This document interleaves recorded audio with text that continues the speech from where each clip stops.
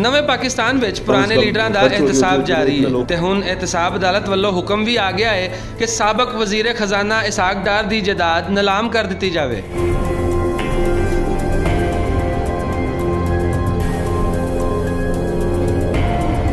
इसहाक डार दे कुरक किए गए असासियां विच कई बैंक अकाउंट्स, गुलबर्ग लाहौर विच एक कोठी ते 4 प्लाटां दे नाल 2 मर्सिडीज, 3 लैंड क्रूजर ते 1 करोला गड्डी भी शामिल है।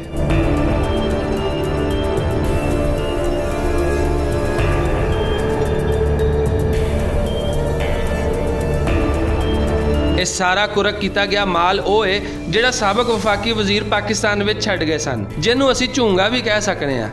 असली माल तो वो है जिहड़ा उन्होंने पाकिस्तान तो बाहर भेज दिता है।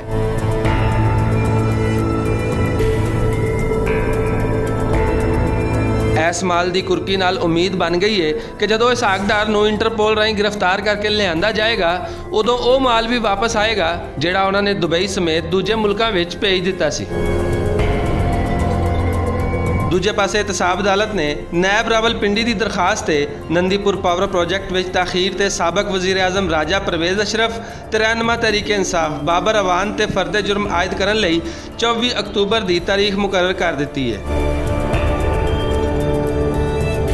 ये सारियां वो खबरां ने जिन्हां दे पिछों वो नवा पाकिस्तान निकलता नज़र आ रहा है जिहदा ख्वाब इमरान खान ने विखाया सी।